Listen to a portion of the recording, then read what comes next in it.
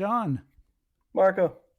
We are here to deliver a message from the RSAC Conference team.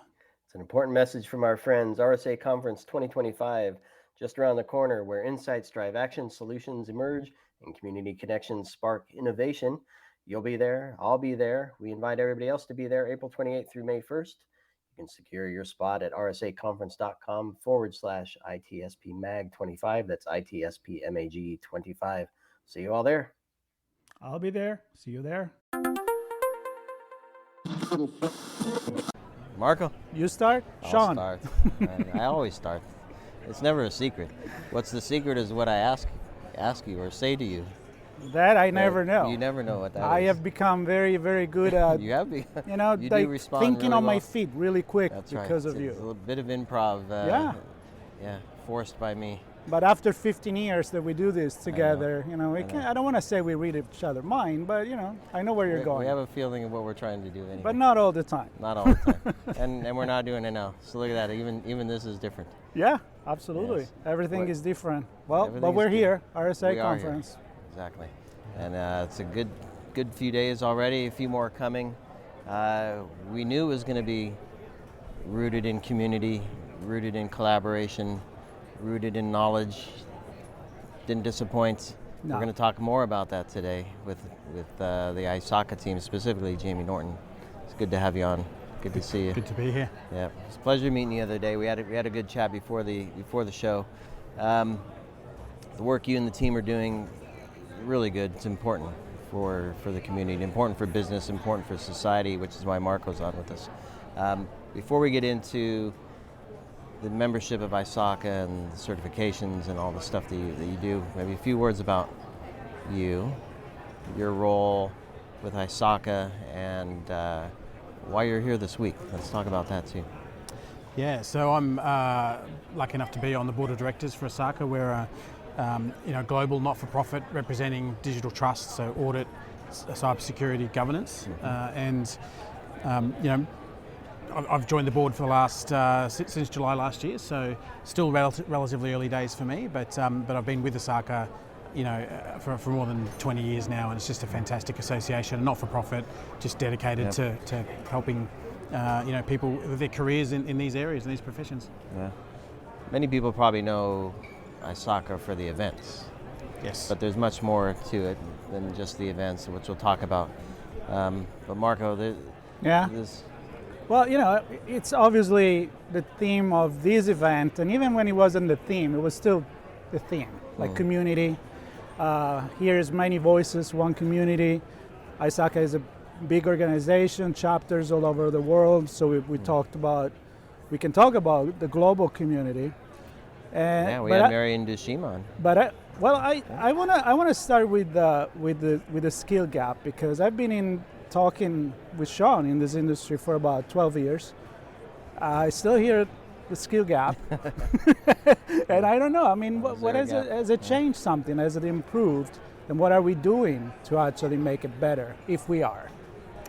Yeah, and so from ISACA, we regularly test and survey our membership and employers to understand the state of, I guess, digital trust and the state of cybersecurity and audit and our other areas that we work with.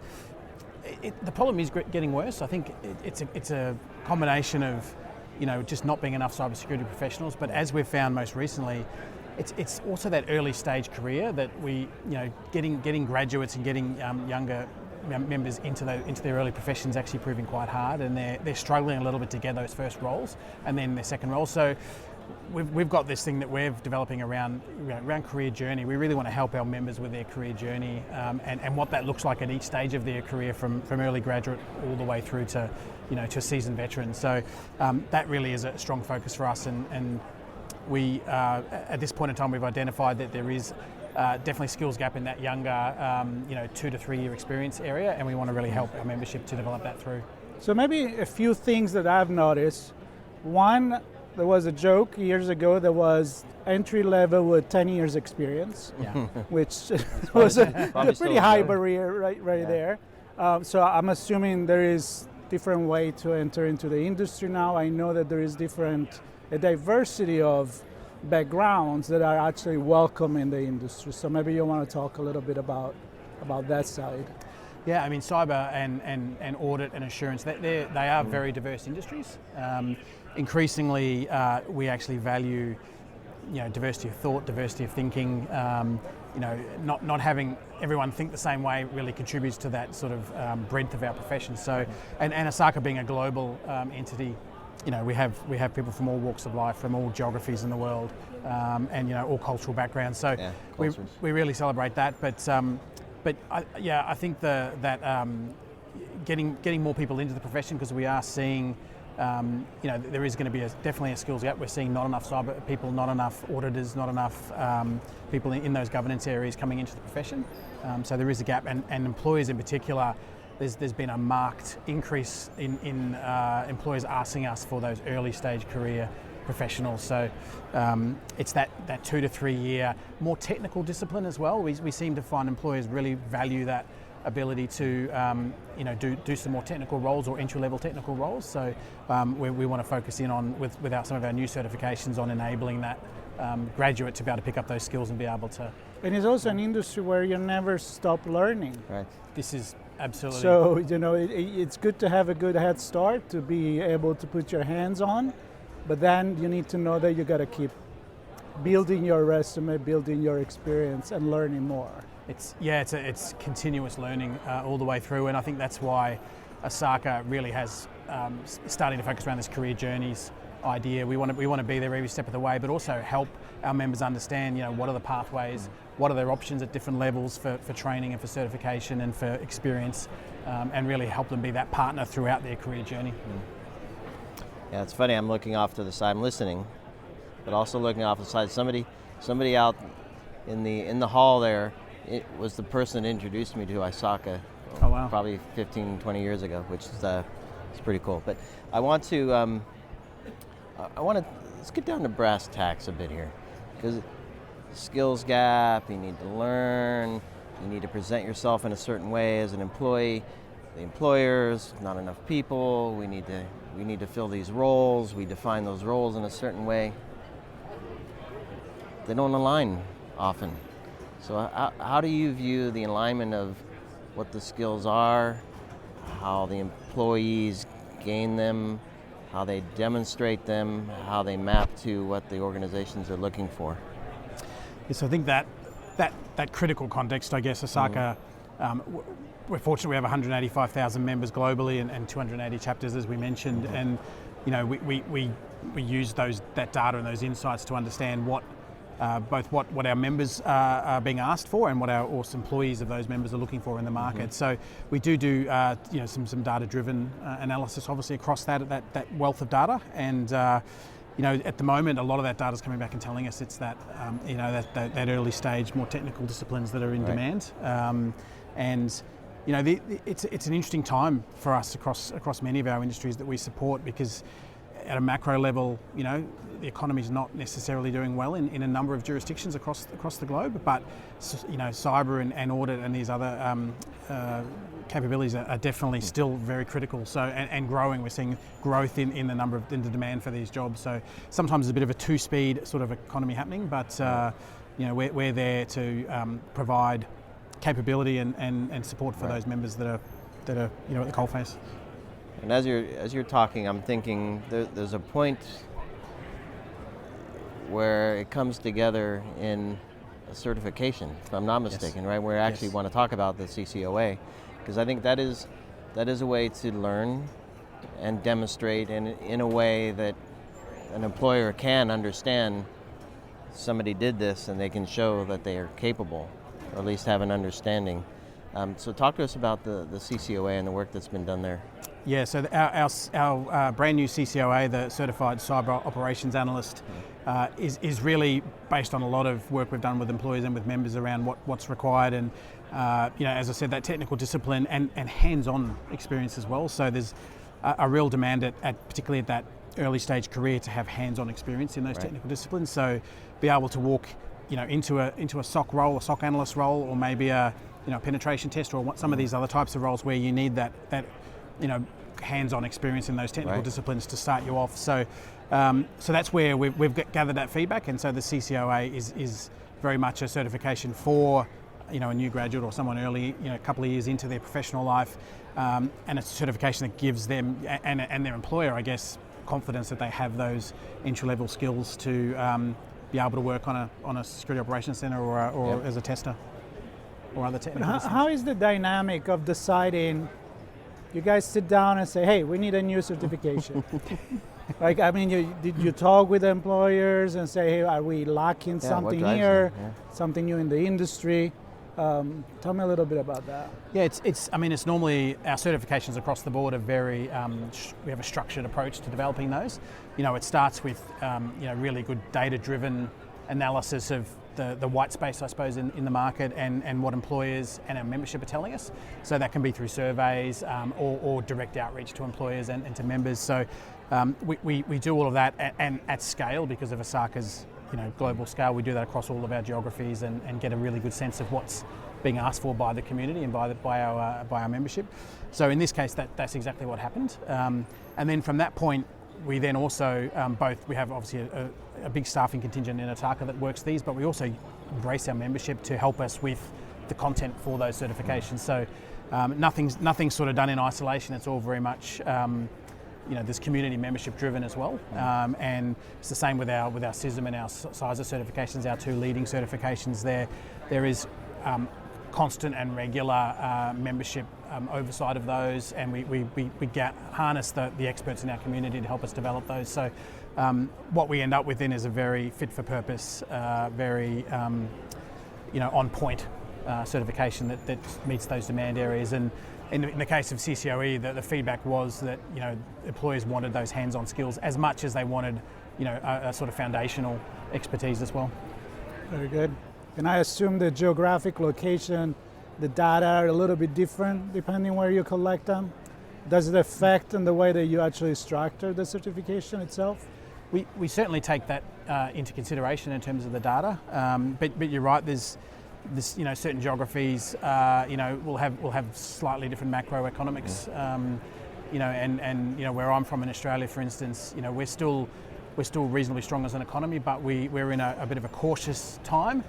People are we've experienced a bit of volatility. We haven't necessarily seen a downturn that's substantial, but there's a general concern and people are a bit unsure. So, where we're seeing that in the economy, that impacts on the professions that we support, right.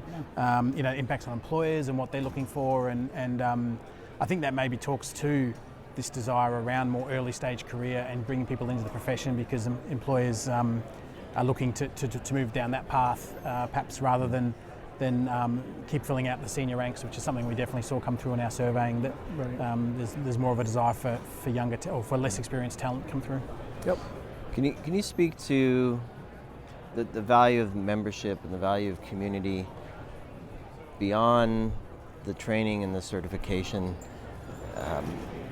To sit in an interview, right, takes a mindset and a level of confidence that not that I just passed the certification, but I am capable, right? Knowing that you're capable, knowing how to communicate that, either to get a job or to enhance your career on your journey by gaining additional certifications along the way. Can you speak to, I don't know if you have any anecdotes of the confidence ISACA brings to the person by being part of the group and being part of and getting certifications, I guess, really? I can certainly talk to my experiences, okay. and I've been part of ISACA, as I mentioned, for 20 plus years, but I started my journey about 2006, and okay. Like most people, the first thing on my mind, my first engagement was around the certifications, and so I did my CISA and then my CISM fairly quickly in that sort of era, and the benefit that has been all the way through my career has been just it can't be measured. It's just an amazing foundation for everything, and even now I still have employers that request the CISM and the CISA for different elements of my career. But the confidence is one thing. I think that I think the imposter syndrome in our profession right. is very strong, and particularly when you tend to see that the figureheads and the giants of our industry are very experienced, very successful, and so coming into that you look up to them, but at the same time you aspire to be them. And I think having certifications and being able to get that experience, particularly something like a CCOA as well, where you're getting actual hands-on experience, as well as the ability to answer the quiz questions as well. I think that just adds an extra depth that you can do the work, you can do the labs, you've got those insights. So I think that can give you a level of confidence, and it's certainly helped me. And I'm a prime example. I've gone from entry level, all the way through with ISACA every step of the way of my career journey, and now I've ended up from a small country town in Australia to the director on the board. So that's phenomenal. Yeah, and I think outside looking in, we've talked about this for many years, Marco, that there's an air of mystery around cybersecurity. Are we going there? I am going I there. love that. Yeah. And that only certain people have the skills and Are mindset. you worthy? Well, it goes to the imposter syndrome, right? I think the industry has done that to itself.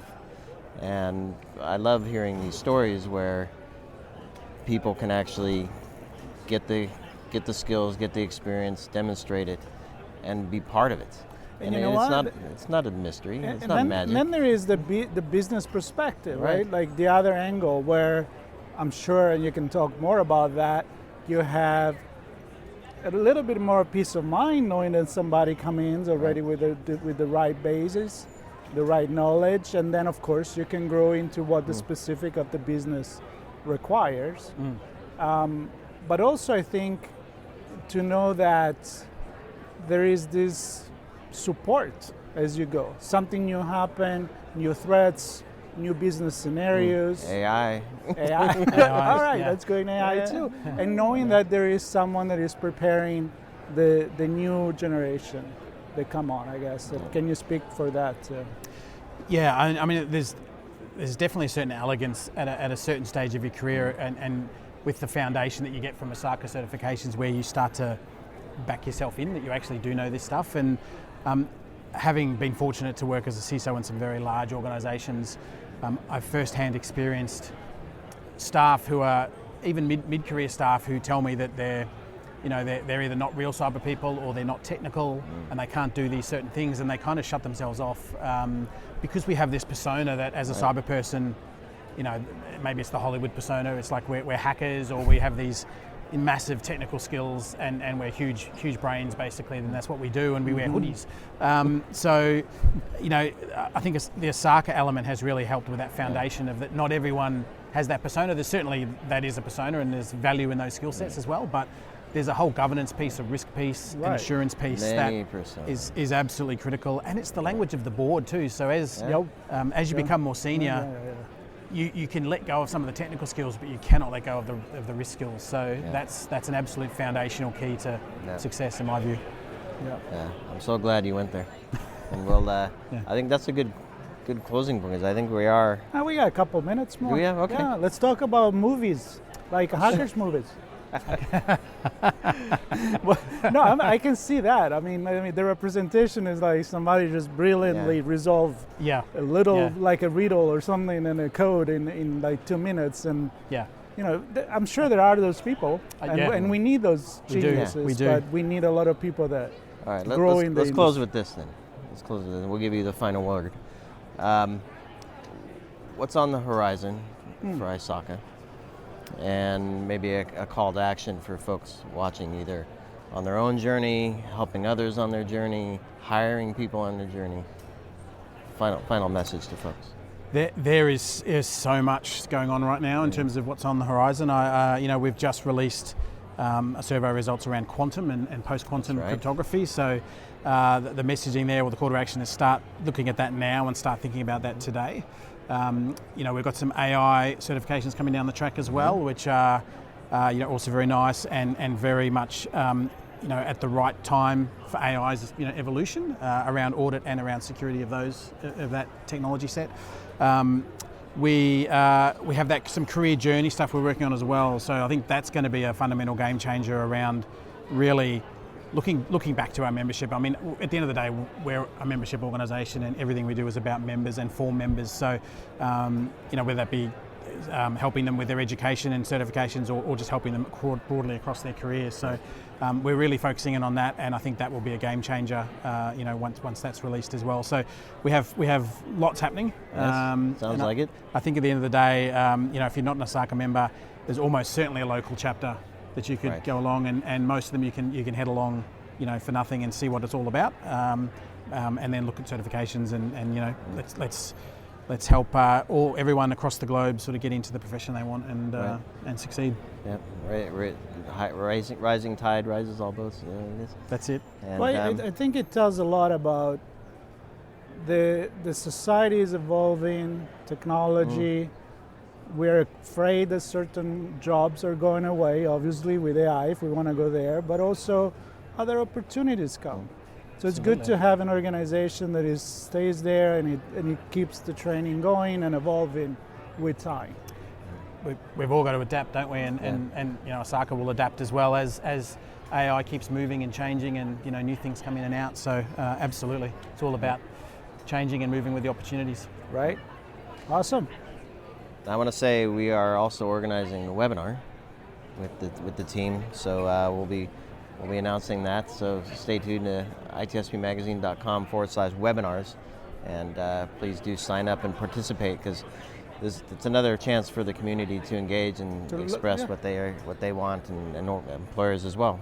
So to join us all for a conversation. Yep. And I think that's it, man. That's it. Awesome. I mean, we're on time. We're not going to be yelled by these guys here filming. So there's no exit stage music going to play on it. No, I say to stay tuned, because we're going to have many more conversations here at RSAC Conference 2025, and they can learn everything where, Sean? itspmagazine.com/RSAC25. Stay tuned for my chat with Rob Clyde, good friend of mine from Symantec days. We're going to get a recap of this week as well. So thanks, everybody. Stay tuned, subscribe, share with your friends and enemies. We'll see you soon. Sean. Marco. We are here to deliver a message from the RSA Conference team. It's an important message from our friends. RSA Conference 2025, just around the corner, where insights drive action, solutions emerge, and community connections spark innovation. You'll be there. I'll be there. We invite everybody else to be there April 28th through May 1st. You can secure your spot at rsaconference.com/ITSPMAG25. That's ITSPMAG25. See you all there. I'll be there. See you there.